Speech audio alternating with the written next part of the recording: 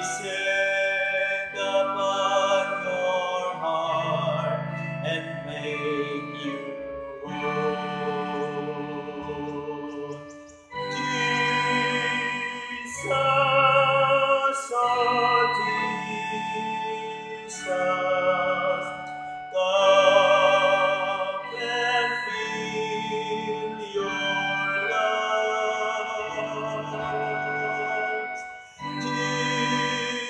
Jesus, oh Jesus, come and feel your love.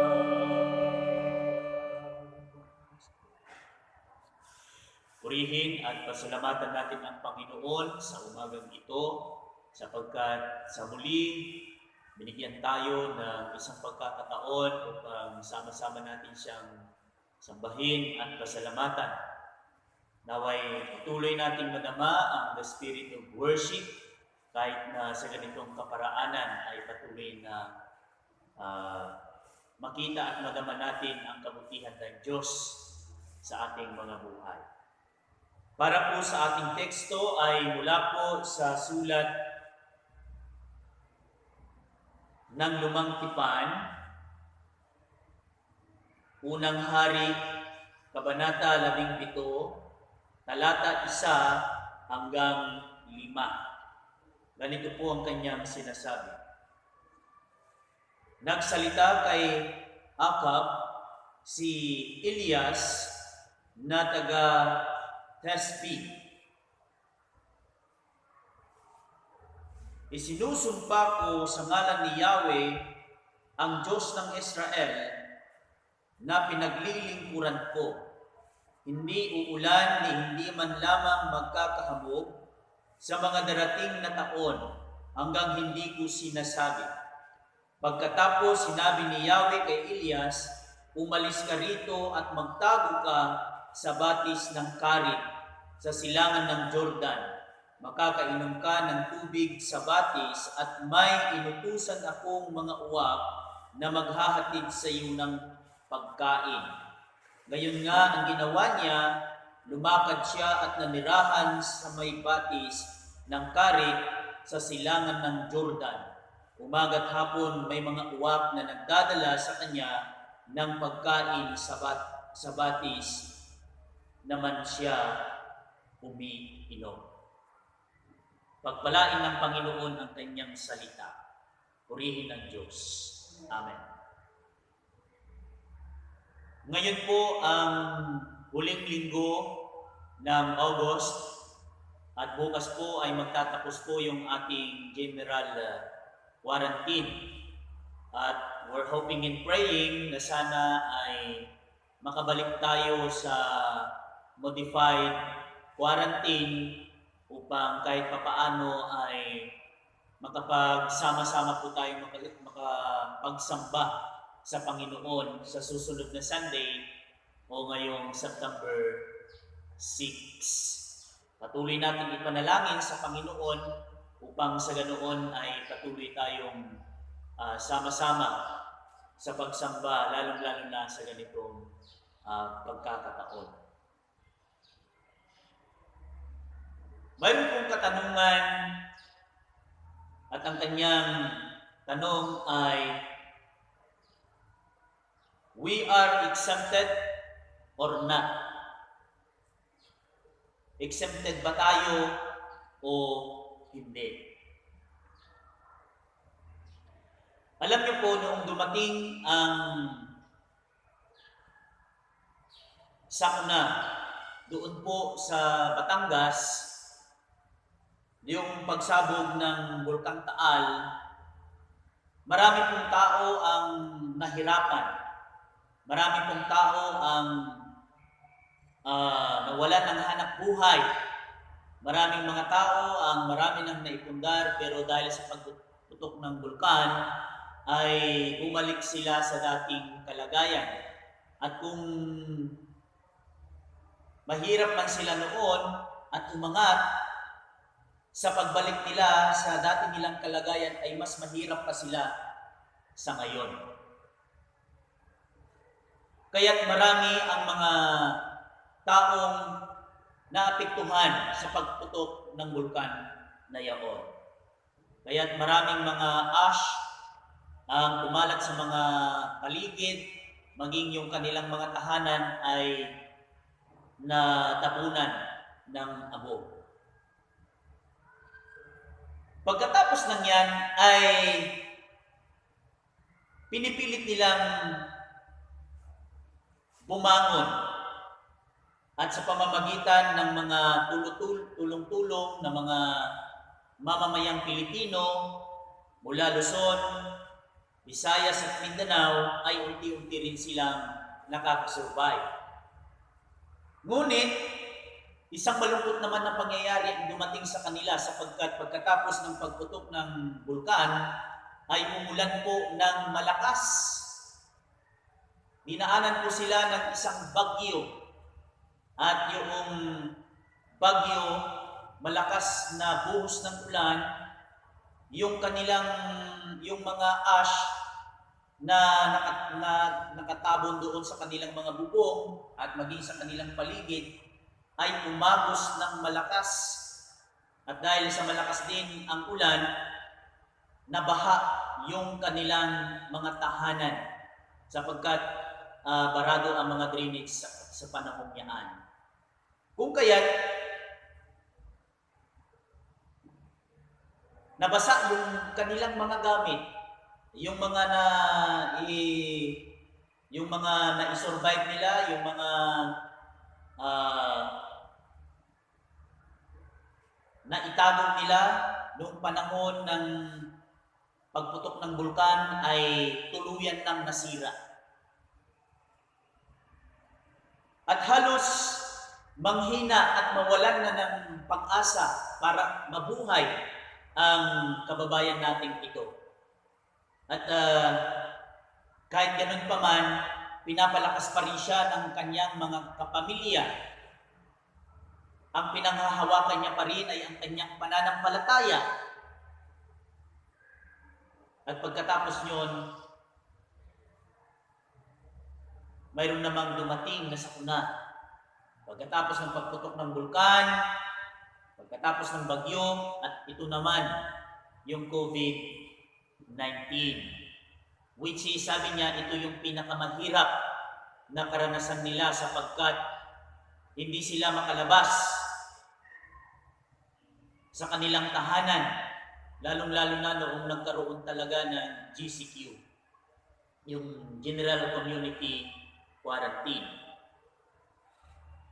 Ngunit sa kabila ng ganitong kalagayan at pangyayari sa kanilang buhay, abay nanatili pa rin siyang matatag at naging tapat sa kanyang pananampalataya sa Panginoon. Ang sabi niya, may nagtanong sa kanya bakit sa kabila ng iyong karanasan sa buhay, sa kabila ng iyong naging karanasan, ay nanatili ka pa rin tapat sa iyong pananampalataya at paglilingkod sa Panginoon. Ang sabi niya, wala na akong ibang tatakbuhan. Wala na akong ibang paghuhugutan ng lakas, kundi ang aking pananampalataya lamang sa Panginoon. Nasa kabila ng ganitong kalagayan, ay itinatalaga ko pa rin sa Kanya ang aming kalagayan. Na sa kabila ng ganitong karanasan, ay patuloy kaming makakaahon mula sa ganitong kalagayan. Kung nawalan na ako ng pag-asa nung pagputok ng bulkan, ngayon naman yung bagyo, ngayon naman yung COVID, at nawalan pa ako ng pananampalataya sa Panginoon, ano na lang ang mangyayari sa akin? So yun po ang kanyang sagot doon sa nagtanong sa kanya. We are not exempted, pero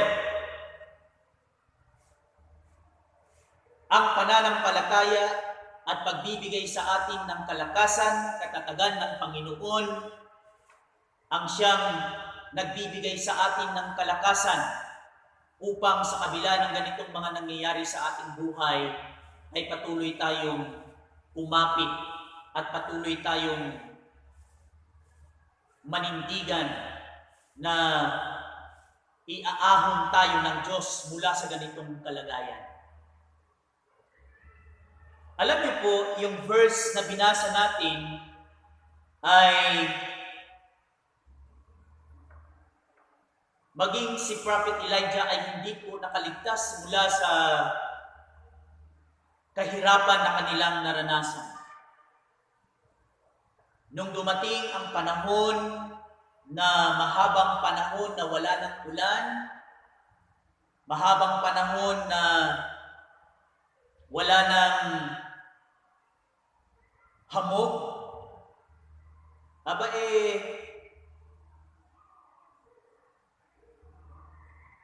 maraming tao din ang naapektuhan. At dahil sa dumaan yung taghirap na yun ng mahabang panahon, maging ang mga Israelita at maging si Elijah ay affected siya sa ganitong pangyayari. Ngunit ano ba ang katangian ni Jeremiah? Bakit siya nakasurvive? Sapagkat sa panahon ito ay marami rin ang nahirapan. Sa panahon ito ni Elijah, marami din ang namatay. Hindi lamang mga puno, hindi lamang mga hayop, kundi marami ding tao ang namatay. Sapagkat yung kanilang kinabubuhay na mula sa lupa, hindi sila makapagtanim sapagkat tuyong-tuyo ang kanilang mga bukirin. Kung kaya't marami din ang nakaranas ng hirap, marami din ang lumayo sa Panginoon, marami din ang bumalik sa pananampalataya nila kay Baal, na kung saan naniniwala sila na si Baal ang makapagbibigay sa kanila ng panibagong pag-asa at panibagong pagbangon nila sa buhay nila. Ngunit lalo silang nakaranas ng taghirap sapagkat tumalikod sila sa Panginoon. Ano ba ang mayroon si Elijah? Bakit siya nakasurvive?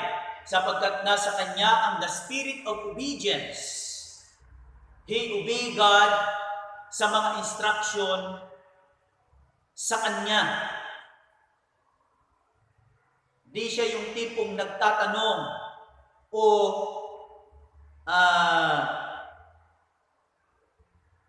mareklamo. Nung sinabi ng Panginoon na doon ka sa Karit at sa silangan ng Jordan, doon ka manatili sapagkat may batis doon at may puno at mananatili ka na maraming mga puno at doon ka lumunang mananatili at padadalhan kita ng pagkain sa pamamagitan ng mga uwak. Di ba may mga Kristiyanong madalas laging nagtatanong? Kuminsan, kapag mayroong tayong nakikita na kapag tayo inuutusan ng Diyos, di ba madalas minsan may mga taong nagtatanong, bakit Panginoon? Bakit Lord? Bakit dito ako? Bakit nangyari ito? Di naman masama ang magtanong, pero may mga panahon na dapat lang sumunod sa Diyos. Tulad ni Elijah. May mga panahon din na siya'y natakot at nangamba din dahil wala na siyang pagkukunan. Ngunit ang pananalig at pagtitiwala sa Diyos ang nagbigay sa kanya ng kapanatagan na tutugunin ng Diyos ang lahat ng kanyang pangangailangan. Kaya ang ating pong karanasan ngayon ay hindi na po bago. Marami na pong mga sakuna ang dumating sa mundo. At ang pinakagrabe ay yung mga naranasan ng mga unang mananampalataya. Kaya ba natin makasurvive na sa loob ng 5 taon ay walang ulan at walang hamog? Kaya ba nating mabuhay ng mahabang panahon sa mahabang taghirap? Hindi siguro. Pasalamat tayo ngayon sapagkat may mga nabibili pa tayo. Pwede pa tayong makalabas. Pwede pa tayong magpatuloy. Pwede pa tayong mamuhay as long as we follow the health protocol. Sa ating panahon, we are not exempted sa pandemic na ito. Kaya nga, sa ating panahon ngayon, maraming simple instruction. Tulad ng huwag lumabas if di na kailangan. Kung di maiwasang lumabas, wear your face mask, face shield, upang sa ganoon ay mapanatili natin yung proteksyon sa ating mga pisikal na pangangatawan. Pananampalatayang may kalakip ng pagsunod at pag-iingat. Ngunit, karamihan di pa ito nasusunod o di pa sinusunod. Sabi nga ng isa nating kasamahan during the time ng PNP Squad Devotion dito sa ating iglesia every Wednesday, abay sabi niya matitigas daw ang ulo ng marami nating kababayan. Sabi niya kailangan pa daw nilang makipagtalo bago sumunod ang isang tao sa kanila. Sabi kasi ng iba, bakit ako mag-wear ng face mask or face shield? Di naman ako tatablan ng COVID. May faith ako kay Lord. Ayun ang sinasabi ng marami, unang iilan. Hindi naman ito masama. Sa katunayan, bilib tayo sa mga ganitong pananampalataya. O bilib tayo sa ganitong faith. Ngunit, pinapaalalahanan din tayo ng Panginoon ng pag-iingat. Sapagkat sinasabi niya, agannad ka, isalakan ka. Mag-ingat ka at ililigtas kita. Alam niyo po, doon sa Amerika, may mga Pentecostal doon na talagang fire sa kanilang pagpupuri, paglilingkod, at pananampalataya sa Panginoon. Mayroon isang mega church doon na ang kanilang pastors during the time of pandemic na patuloy nang na lumalakas at dumadami ang infected. Abay sinabi niya na I am not wearing the face mask and the face shield because I have the faith. I have the faith.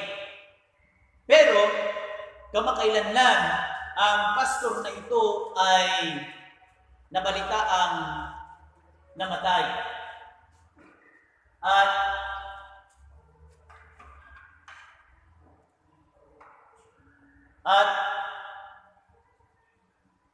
napag-alaman na yung dahilan ng kanyang pagkamatay ay namatay siya sa COVID.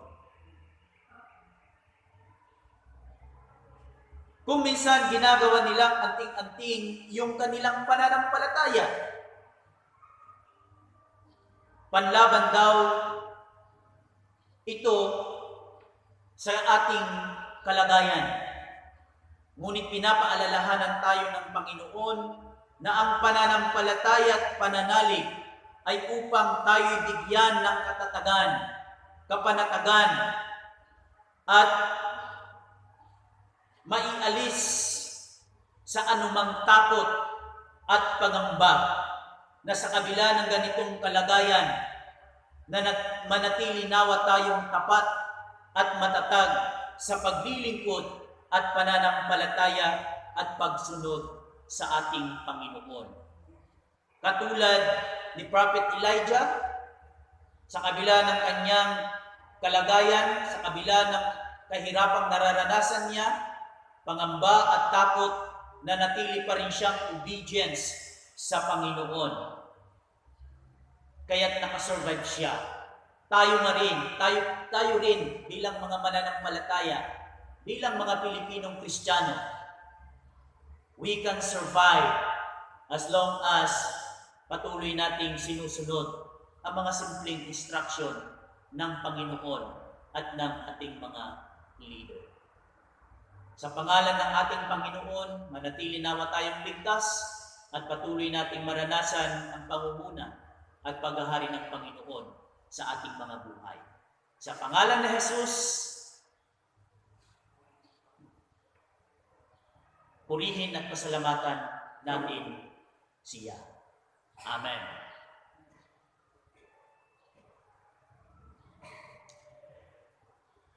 Tayo manalangin. Banal ka po't makapangyarihan sa lahat, Panginoon.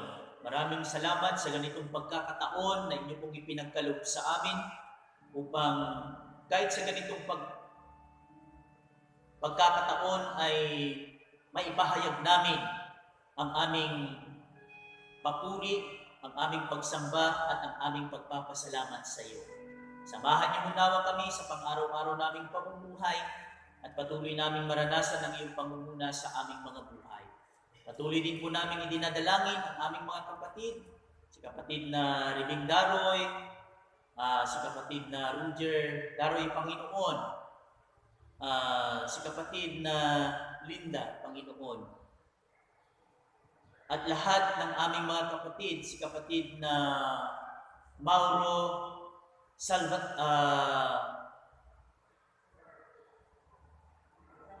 Salvador, Panginoon, ay patuloy naman niyang maranasan ang kagalingan na nagmumula sa iyo. Patuloy din po namin idinadalangin maging ang aming mga kapatid na hindi na namin mabanggit ang kanilang mga pangalan, na patuloy na nagpapagaling, naway patuloy nilang maranasan ang iyong presensya upang sa ganoon, Panginoon, ay patuloy na manumbalik ang kanilang kalakasan. Panginoon, patuloy niyo pong pagpalain ang buong pamilya ng Capitol United Methodist Church kasama ng iyong manggagawa. Naway sa isang linggo pa na natitira para sa aming GCQ ay patuloy nawang maging maayos na ang lahat upang kahit papaano 50% ay makabalik kami sa normal naming mga gawain.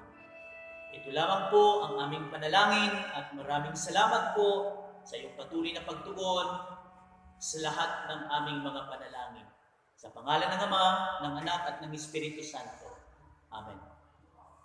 The Lord bless you and keep you. The Lord make His face to shine upon you and give you peace. The Lord turn His face upon you, now and forevermore. Amen. Amen.